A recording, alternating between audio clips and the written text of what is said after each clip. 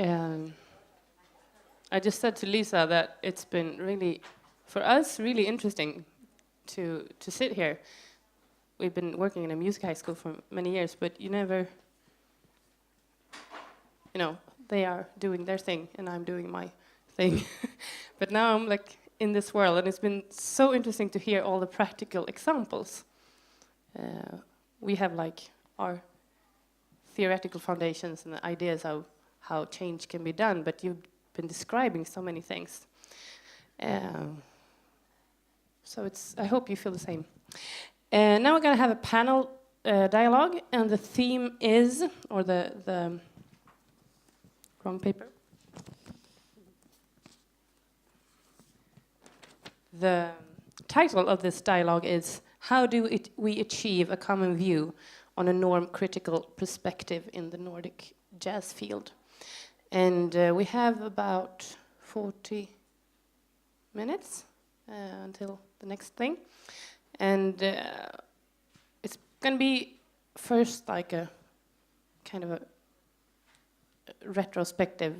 We're going to talk about what you've been taking, what you can take with you. But we also want it to be forward-looking. What can we be done with this that we've heard during these 2 days? So, and we're just going to say, at the end, we're going to have a period or a session where you can ask questions.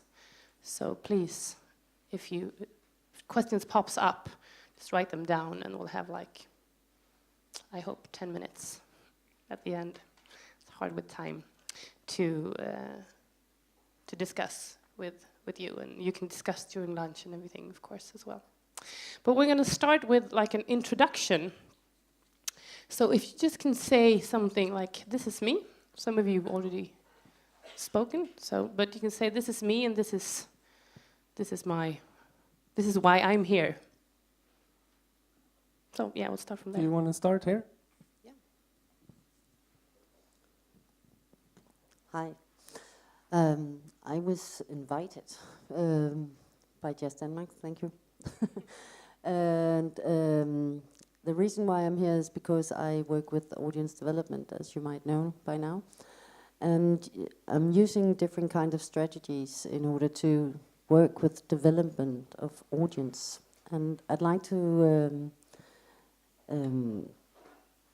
extend this word, audience development, because many people think, and I remember this from the first time I attended Jazz Denmark, was that how do we get more audience? And some of the people I felt meant more audience like me. And I had to ask back, do you want more audience like you, or do you want just more audience? Because I'm not sure that I can help you with the first one, because I don't know what you did. But that's really a very important question to ask yourself. That's one thing. And as I said yesterday also, I work outreach, which is using something called citizen participatory. And maybe you know about this too. And that actually does mean go out, ask people about who they are, not why don't you come and listen to my kind of jazz, or why don't you come to my library. And this is so difficult for us because we're so preoccupied with what we are and what we do. So when we ask people, it's very important to ask in an open mind, saying, what kind of person are you? And I came to think about that when you showed the TED talk in the beginning of today, the single story. Because the challenge is to ask, when you go out and ask people who do not attend your concerts or your venues or whatever, is to ask, who are you? What do you do in your spare time? And what kind of best kind of spare time do you have? And there, when you ask that kind of question, you will really get a lot of nice answers. And I remember going to a Turkish club with a lot of men in one of the ghettos where I work. And I started out the wrong way, saying, so why don't you go to the library? And does anybody in your family go to the library? And when they do, what do they do when they're at the library? And they were like, they couldn't answer. And then I said, so if you had all the time in the world and you wanted to do something very nice with that time, how would you spend it? And then 3 of the guys said to me, I would go fishing. That would be so nice, and maybe I would bring my boys. And I took that back to the library, and I said, so how can we address this? How can we meet this? Because we don't have a fishing pond in the library, but we actually have a lot of literature about library, and we even have a lot of literature about fishing, and we even have it in Turkish as well. And so I brought these books to them the next time I visit them, and I said, look, this is what I can give you from the library about it. But we also have movies, and they're for free, and we also have this and that. And I want to tell you about this because I also yesterday talked about that we want an audience that is very difficult to get into the libraries, which are men and boys, which is the opposite of today. And in order to get them in, we realized that books makes them feel inferior. They don't like books. For many of the men in the area where I work, books are a bad experience from school, and also the boys. So we invented, together with these men, that we asked different kinds of activities. Like, for instance, we said, look, what if we create a day where you come and we build wooden go-karts together with you? And we had it sponsored from a car company, and then a lot of fathers and sons came, and they built these wooden go-karts together with us, and we raced around the library, and it was great fun, and a lot of screaming and shouting, which also was part of it, because they are so afraid of going into a library, because everybody goes, shh, they think. But this day, everybody shouted, and at the end of it, we said, so you like cars? And a lot of them said, yeah, man, I love cars. And we said, that's funny, because we actually have car magazines. And we can also show you movies with cars, and we also have books about cars and how to build a car, how to repair a car. We have all kinds of stuff about cars if you want, and we'd like to not only give it to you, but have circles where we can have talks about cars if you want. They didn't. I have to say that. That was a big mistake. We should just have kept it on the activity level. But then they said, but what about reptiles? We love reptiles too. So next month we will have a reptile show where they can actually pet very dangerous snakes and spiders and stuff like that.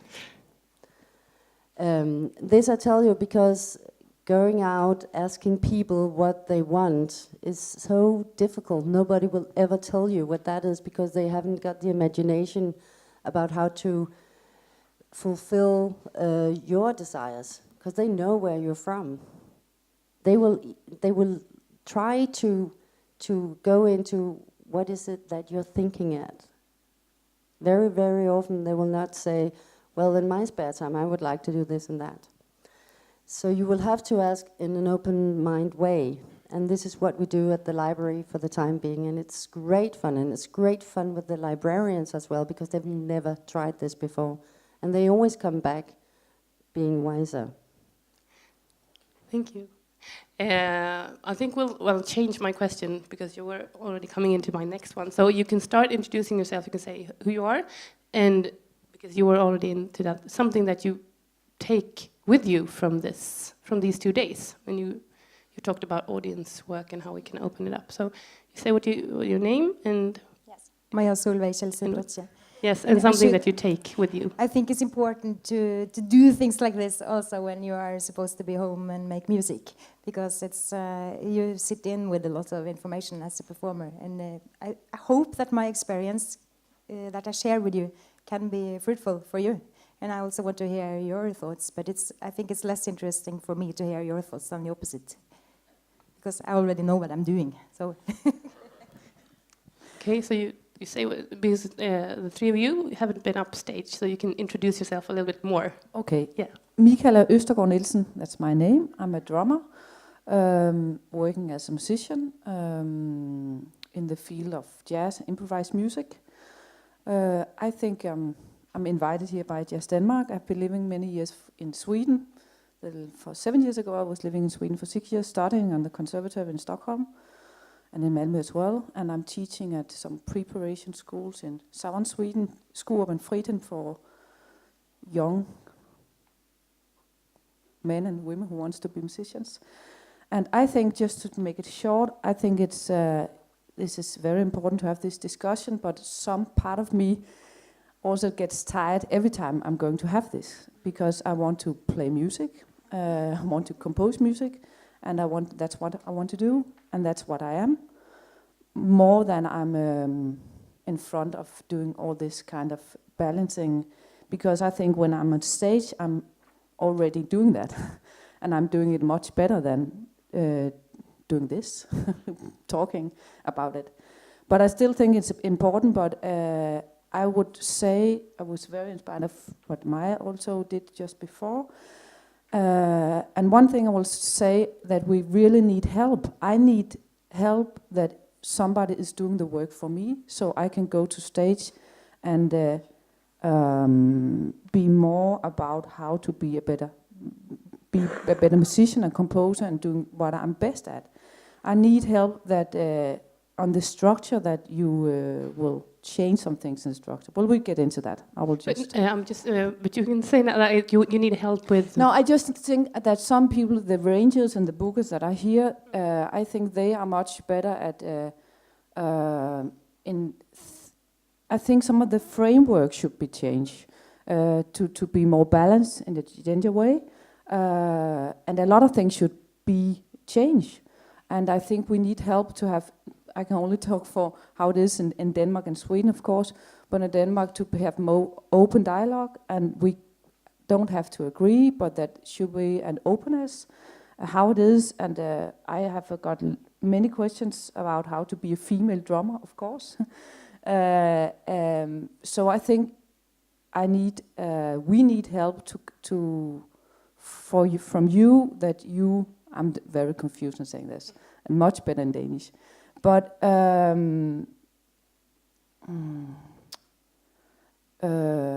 to do these changes, that it's not only the musician who has to do. That's why we have course. Yeah. So. Yeah. Thank you. So your name, your background, and something that you take with you from these 2 days. Yes, my name is Lina Nyberg. I'm a Swedish singer and composer. But I'm invited here today as a member of Impra. That is an organization in Sweden that is formed by musicians to work with equality in music. We are both men and women, 25% men right now. I know that because we just lost some of our support due to the fact that we're too many men in the organization. Kind of odd these days, I believe. Anyway, we also organize concerts. I'm right now working with a club in Stockholm that is changing venues.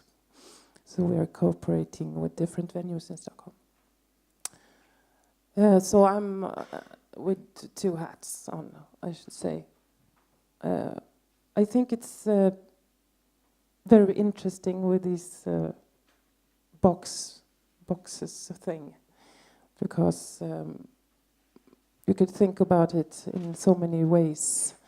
I would say being an artist or being creative is stepping out of the box You have to step out of the box in order to be creative, and that goes both for musicians and organizers, I believe. You couldn't stay inside a box and be a good organizer or a musician. So this is why it's so important to do these exercises, I believe. And also, was really interesting to hear your speech, say Maja, and the part of really struggling to get inside the box that you were talking about when you were studying, because I really recognize that being a jazz musician. It's some hard work to stay inside the box, and then you realize, I can't stay inside the box, so I have to get out of the box. But you still put a lot of energy during your education. You as a woman, I think, in those genres. And in some way, maybe it's a loss of energy that you could have been putting in some music stuff instead. But at the same time, it's like a course, kan man säga så? Kurs. To study how to fight. Because I believe also that when you're in our age and you've been working so long and fighting yourself through all these struggles and try to stay out of the box, you get stronger. And in some way, I think I might be stronger than some of my male colleagues, because they didn't have to do that struggle. So I feel kind of confident in that work. Okay, thank you. So your name and your background and something that you take with you. Right. My name is Thomas Olsson, and I was invited here, I guess, as vice chairperson for Swedish Jazz Federation. But my day job is that I'm a musicologist at Lund University, and my evening job or weekend job is with Jazz in Malmö, where I am the person responsible for the bookings.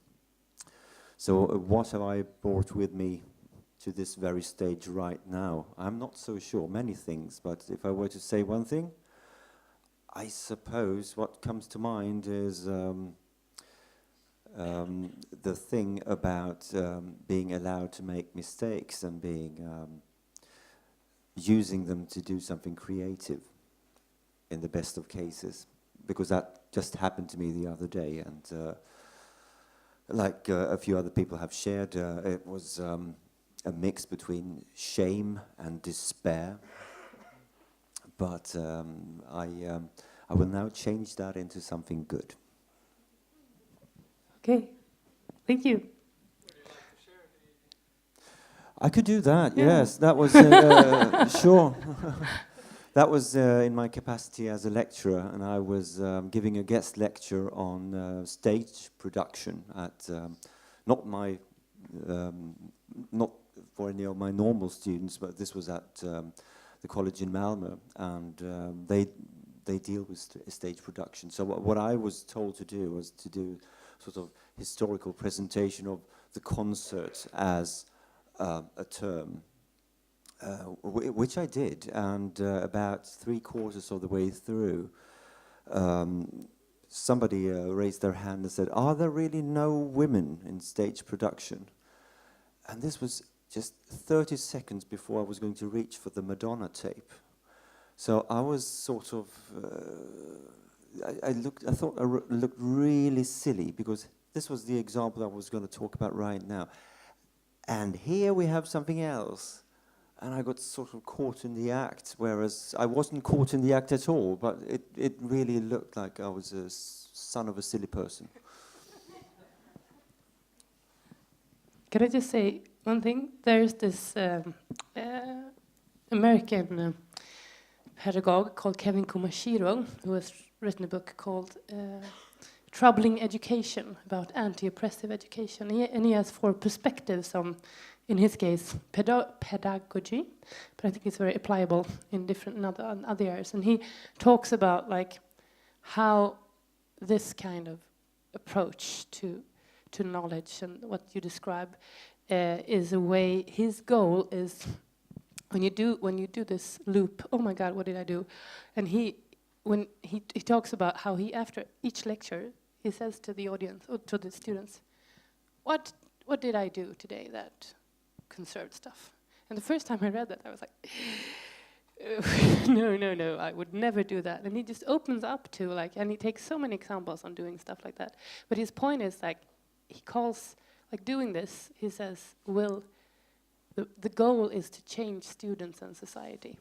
Because then you invite, when you open up these mistakes to the audience or to the students, then you get an option to see this together and to change together, and then you share your knowledge with the students. And my experience is that when I dare to do that, stuff happens that is not just information on this is how you should do a more equal thing. This is like, let's try to do this together. And I think that's a very scary but very fruitful way of doing stuff.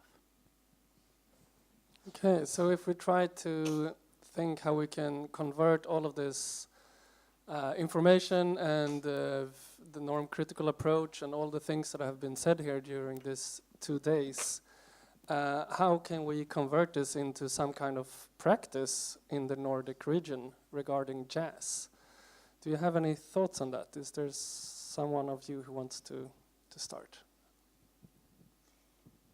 I was looking at connections between different platforms in the music world when I was questioning these things in my studies for the book that I wrote, and I found that people are blaming each other on the different levels. For example, in the higher education, they're talking about the recruitment from the younger side, and then they are blaming the non-equalness to the step below that. So there is no way of doing this without collaboration. And what I found was that the only existing collaboration on equality now in Norway is the Balansekunstprosjektet, which is the Jämställdhetsproject, the equality project. It's the name of it, that is established in Sweden. They have taken a model from that in Norway. I don't know if that is happening in Denmark or in Finland. But this is a very, very necessary point. And so far, I found out that the music schools, where they are starting to teach children from the start and up, they have not become a member yet of this project, which disturbs me a lot. We have to cover all the steps, otherwise it doesn't work. I talked to somebody yesterday also who was responsible for recruiting musicians into a youth big band. And actually what happens where you have a lot of female musicians playing on jazz instruments in bands in Norway, it's a big tradition, is that the women there, they don't take that tiny little step. It's not even a step, it's just a redefinition of music. You just call it jazz. When you start to call it jazz, then they fall out. They don't go across that line. They don't want to become a part of the big bands. So then, of course, you have to encourage these people. And so you have to collaborate on every step, all up to the professional level where I am today. So you have to see the connections. Thank you. Now I made a mistake before being very unclear, so I will try to be more clear now. What I meant and what I think we can talk about as well is very important with diversity. That I think for the people who are booking and arrangers, that that you get more curious, and of course you are, all of you, but also to make a brighter perspective of what jazz music is. So if we get it more brighter perspective up what jazz music is, I think we can get, I don't think it's so maybe difficult to get more women to play on stage. Because there's one box of how jazz should sound and how jazz music is, but if we put this out of the box, then I think it should be very easily to get more women on stage. So I think that could be also I talked with Danish Jens before yesterday. We talked about this as well. So to be more open-minded, what music is, to be more curious that it's not only this kind of persons. I think that should be a very good thing to think about. And also because music needs diversity. And for the music-wise, it's very important to have female and male on stage. Not every time, I don't mean that, but in programs.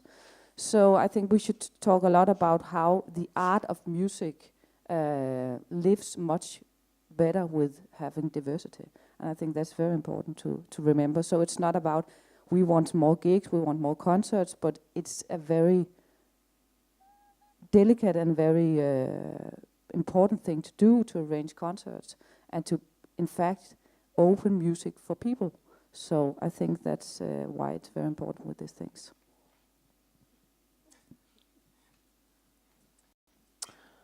One thing, the most important thing I believe is that we talk about it, as you said, that we have these kind of meetings, that we meet, that we put this on the agenda, and we keep on meeting, because for me, I've been working with these questions for a while, but I'm still losing it all the time. I need someone to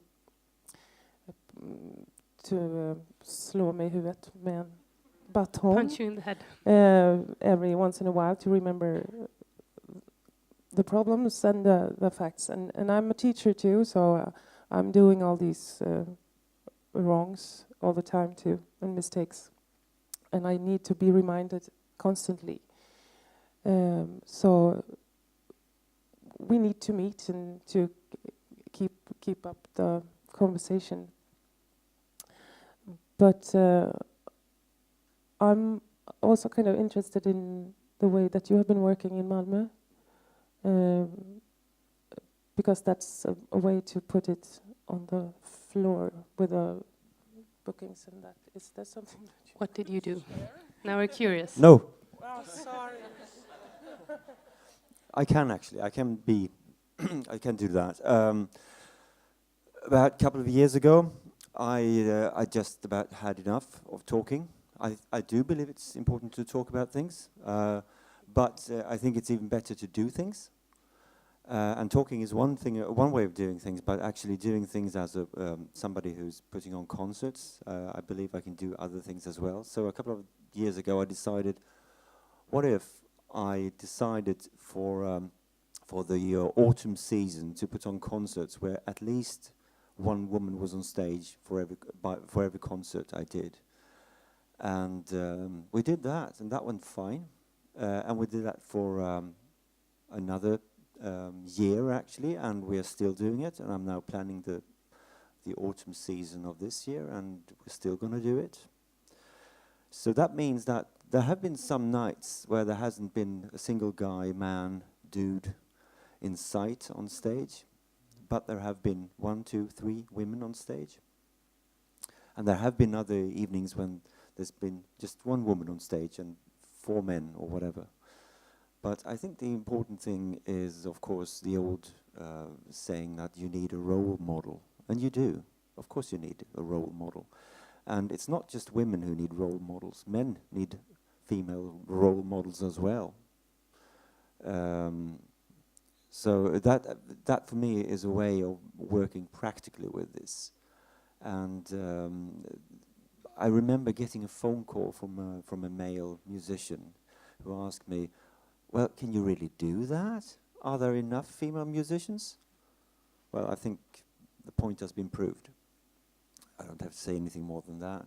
I also got an interesting phone call from a female musician who questioned me on this. Why'd you do that? It's not okay. You shouldn't do that. I should be able to have anybody in my band. Yes, of course. But I don't have to book you. But now that you're a woman, I could book your band. But I can't book your husband's band because there was a hidden agenda behind this, which I realized very quickly. So what she really wanted me to do was to book her husband's band by not being so nice to me, actually. So there we go. No, I didn't. Are you surprised? No, it wasn't my question. I wonder if Has this did this affect the audience, how the audience looks? It hasn't affected the numbers. There are just as many or just as few, depending on which concert you do. No difference really. Yes, the diversity. Yes, there are more women in the audience now than there were 3 or 4 years ago. And we tend to have, generally speaking, a fairly young audience. We don't have that many men over 50, but we do have a fairly strong group of people, men and women, around, say, 20, 25, 30 or so. Many students. So that's a lesson learned, I think, and like I said, I don't see any reasons why I should go on with this. I'm from the theatre world, as you might know, and also I think, as you said, put it on the agenda, talk about it for a while. You don't have to talk about it all the time, but you will have to need to talk about it for a while, and then you would have to need to take it into actions. Micro actions I really love, because I've been working as a consultant for so many years, and people, when I step in at the door, people would say, okay, she's taking care of the project, and then we can just do whatever we did before. And if in order to make these things happen, you have to take micro actions. And especially if you call it micro action, I'm sure it's much easier for you to do things. Because if you say, now we take action, now we really do it, I know it's going to be, then it's a mountain to climb. In the theater, in the beginning of the theater history, no women were allowed on stage. In the old Shakespeare times, there were a lot of men playing female roles. You probably know this.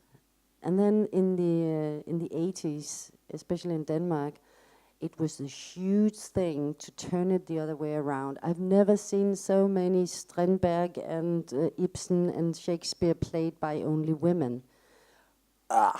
And at the end, we were all fed up, and that was nice. All right, now we tried that. Let's move a little this and that, and don't be afraid to do it, because then it's tried out. You have to try things out. It's not a mistake to try things out, it's a trying out, and I think that's also a big thing. I work very much, as I said, yes, I'm a journalist too, so I also work with the single story, because that's important sometimes, not to just go scientific ways, but also the single story.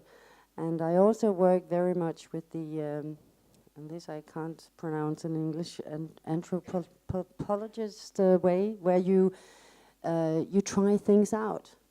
You take one thing and you say, this is a test. Like, for instance, for the time being at the library, as Jens told about the furniture yesterday, right now we are trying things out about creating a grown-up corner in this children's library where we are, in order to find out, can the furniture standing like this change the behavior in the whole library? We don't know, but we have to try it out. But before we just take the chairs and put them other ways, we tell each other, now we are trying this out. Yes, we are. We try it out for 2 months. Yes, we do. And we try to pay attention to it. So go wild, go to the extent, talk about this, should we make a totally women festival of jazz? Yeah, well, why not? I mean, we did in the 80s, and we're done with it. It will probably come again in 10 years, I know, but try things out. I see that you want to talk, but I look at the clock, and we just have 10 minutes, and I want to let the audience in, so I'm going to be a dictator here. Oh, it was that one. You can ask the questions. And walk around. Okay. So, do we have any questions in the audience? Anyone who wants to question these very knowledgeable persons here up on stage, please take your shot. One question there. Yes. What about I hadn't thought it through. Sorry. About this audience thing. And I make myself as a person for arrangers or organizers with a audience, and you want to please the audience. What about that? How can you encourage your audience to get on the train as well? So, okay, how do you get your audience on the train? I think you said you had and then you had and then. So we'll do this. Well, it's an interesting question, and the quick response would be don't. Because I think we sometimes tend to overthink about, oh, what will the audiences like? Oh, they won't like this, they won't like that. Because one of the other things we've been working with is to also employ women musicians who are not normative. Finding female instrumentalists who either play their instrument in a different way than what they're, within brackets, are expected to do, or sing in a different way, or whatever. And that's no problem. The other thing I would like to mention is that we sometimes need to think differently about what we expect as a mainstream thing. From experience, I can tell you that we get at least 3 times as many people in if we do a concert with like a well-known avant-garde group than a well-known mainstream act. That's something I've discovered as well. And the third thing I would like to point out is that, and someone mentioned that earlier, but I've seen that happen over the years with my students, and they listen differently. So I'm fairly willing to give up this jazz label. I would be much more comfortable talking about music and still putting on the same music, but I would be happy to lose the jazz label. I would still include jazz, of course, but there's so much other music, and many music-interested people of, say, 20, 22, 25 today, they listen not strictly to jazz, but they listen to a certain aspect of jazz which borders on art music, which borders on rock music, very much like what you were saying, Maya, in your presentation. It's a different way of listening. Instead of, I mean, in that sense, I believe we can throw these boxes away, because maybe we use the boxes, but not necessarily somebody who's really into music, who's 20, 25 today. They don't use boxes, they use streams. Thank you. You want to continue? Pass. Pass. So. I just think that we don't have so much time. Is it okay to take one other question, and maybe you can answer that one if you want? Is there another question? Yes. I can speak loud. Okay. You need the mic to be recorded. Yes. Correct. We are talking about audiences, so I would like to ask all of you, when we talk a lot of that, the audience like this, like that, or how many of you do like researches of your audiences? How many of you? Or Take a little hand up. So, few, yeah? okay, that was just an interesting thing, because I think we are, it's just a sharp line what is in the going to marketing and what's going into audience development also. Thank you. Thank you. Maybe we can take another question.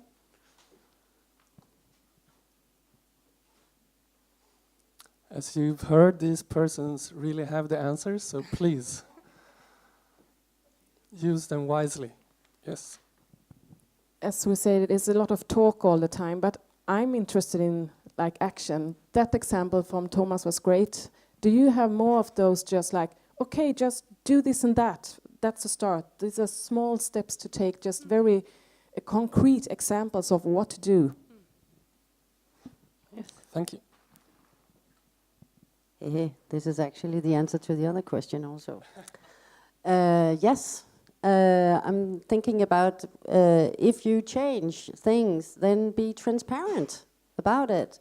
Yesterday I told Kathy from Scotland about a theatre that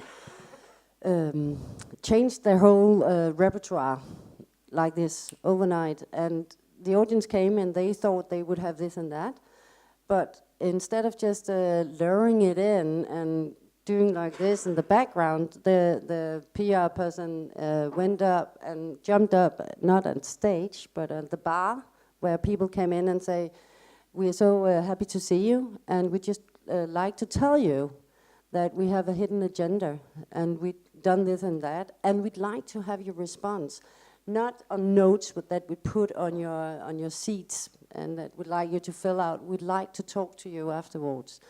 And it actually did help a lot. Both the audience felt, wow, they want to listen to me and they want my opinion about what I just experienced. And God, they all love that. We know this. And the other thing is, of course, that the people organizing it had a lot of response that they could use just like this. So be transparent about what you do and just do it. You don't need to do scientifically researched papers for people to respond. Thank you. Do we have any more? Yes? Another example is Ny Musikk, the new music organization in Norway, which also books free improv and contemporary music and noise and everything. They got a female leader a couple of years ago, and they just decided to make equality on the whole program. And everyone said, "Oh, it's not possible. There are no women existing, so you can't use the same women all over and over again." But it's no problem at all, and they have a very good response on their program, and it's a lot of audience. What I also saw when they made a big conference on women in music a couple of years ago was that there were only women in the audience. And this was in Oslo. Were you there, Camilla? Maybe you were there. Yeah, I took a picture of it and I sent to Twitter, like, "Where's the men?" You know, there were 2 men and 90 women or something. I've been to similar things abroad where there's much better balance. So this really made me curious. Why? I think I talked with Magnus, I don't know if it's here today, but from Fasching some years ago, and we talked about this statistic that you can also, as a ranger and a booker, make a statistic. What do you say that, statistic? Yeah, statistics. Statistics. Who you are booking, because then you can also discuss if you want equality or not. That's another discussion. But as a booker, to be more aware of how many women or how many men you book. So because there's a lot of being a woman in jazz that know a lot of colleagues from me calling to bookers and rangers or emailing, and they say, "No, you can't come this week because last week we had a woman playing," and that's very strange. And this happens all the time. And for me, as a drummer playing drums, it can be festivals was a lot of my friends, male friends, playing in lots of bands, but it's not as often. I can play in lots of bands as too, but it's not often you see sidemen, women playing in lots of bands, because when there's a woman on stage, it's only in one group. So that's a problem also, that it could be interesting to see. I think sometimes you book fewer women than you think. So that could be very concrete, just to write it down. And then, We have that, and then we have one thing there. I have one short thing. It's just that never say that there is no women musicians, because there are. And if you don't know about them, you just expose your lack of knowledge. So just if you don't have the knowledge, just say, "I don't have the knowledge, I have to check." And then you can make some phone calls or send an email or whatever, and you will have some names, I promise. So we have down there. And I just have a small appendix to what Lina said, because in Sweden we have 2 channels for this search, actually. Impra.se has a list of female musicians. One tip. And sort of, under construction, actually. But and we also have Rättviseförmedlingen. The Fairness Equalizer. It's an organization that you can turn to and say, like, "Hi, I'm gonna do a TV show on food cooking, and we just have a lot of women. We need somebody else who's not a woman. Do you have any examples? And they post it on Facebook, and they get a list on, and they. It's just the recent years, and it's been exploding, really. They last year they did just as a service to the jazz festivals. They did a list of jazz musicians, female jazz musicians, and different instruments, and so at Rättviseförmedlingen, Rattviseförmedlingen.se. Is it this? Yes. So we have a small one, and then we have that question, and then I think we're. Also, the artist AGF, Ante Greyer, she has recently made a list of women playing electronic music. It's under a website. It's called Poem Producer, in one word. You can find it there. I just keep thinking about this intern I had who asked me why I just had male playwriters, and that was the same for me. I needed some lists, and made it easier. Yeah, just a short question in the sense of how a number is understood and read by the eyes who actually see it. So I wanted to ask you if you think that equality is the same as 50-50 in a field where there's 80% men as musicians and 20% females musicians. If that is equality, or we have to look at that number, 80 to 20. In one sense, I'm not interested in what we're looking at today, but I'm interested in what my son is going to see when he grows up. So I'm not interested in 80-20. I'm interested in what could be about 50-50, I guess, or whatever happens. There are dynamics in this, but I'm not happy with 80-20. Yeah, I think also that if you show 80-20, maybe that would affect the growth of young musicians or the image that you get of the music industry or an artist. So maybe you should like push it a little bit, if possible. Okay, we have one last question here. And that's the final. I think it's not a question, because we talked about what can you do. I have a small music club, jazz and other things. And 2 years ago, we started just a small cool jazz fora, where we talk about women in jazz music and electronics and something else. And we try to do something in Denmark with female jazz musicians coming to our club, playing with local female jazz musicians, and make some improv and make some concerts together. And it's a small thing, but you can do things. I don't know anything in Denmark else if there are anything bigger going on, but small things can make things happen. Micro actions. Yeah, sure. Okay. I think it's very, very good with all this. Also arrange a lot of female concerts and that kind of thing. But I just want to say one thing as well. That's very good, and I can say that's very good. But it's also very good that for a female drummer, that you're not a female drummer, but you're a drummer and a musician. I just want to say it, because it's very important to have all this talk, but I want to be a stage as a musician. I don't want to be a stage as a I do play in only groups with females, but I also have my own band with 3 men.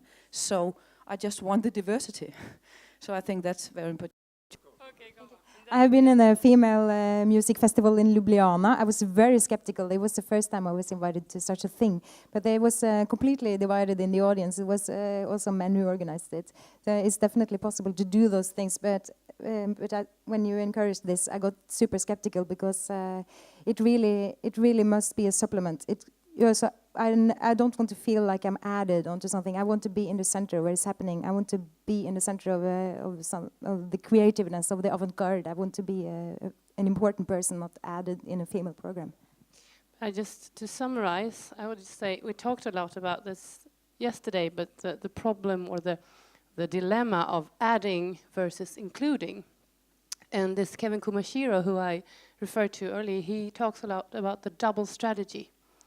So sometimes you have to do one thing. You have to display that there's inequality, maybe by counting or something. You have to do that, but if you only do that, then you conserve that.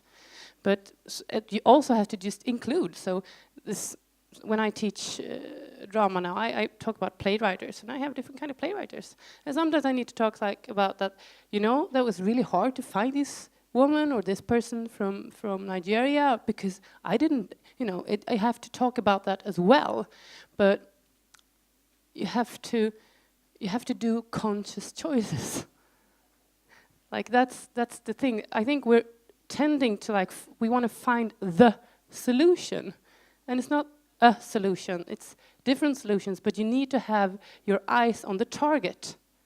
Where do I want to go? Where is what's the goal? And you can have different aims, and you can say, oh, okay, I want to go there. Then maybe I could have like Shakespeare just with women, because it gets me a little bit. But then I also have to do this, and I have to do this as well. But I think we tend to not have focus on target. We just look at our feet, and sometimes I compare it to learn how to drive a car. I don't know how many of you has a driving license, but in the beginning, when you learn to drive the car, it's like, where's the stick? Where's the wheel? Oh my God! And it's like you don't look at the road. It's like, I don't want to bump into a car. But the more you learn how to drive and understand how the car works and how everything, you can start planning your drive. You can just have some kind of vision. And I think knowledge and stuff like this gives us tools to do this. But then we can take different paths to that. But we need to know where we want to go. Yeah. Yes. So please give a big applaud for the panel here.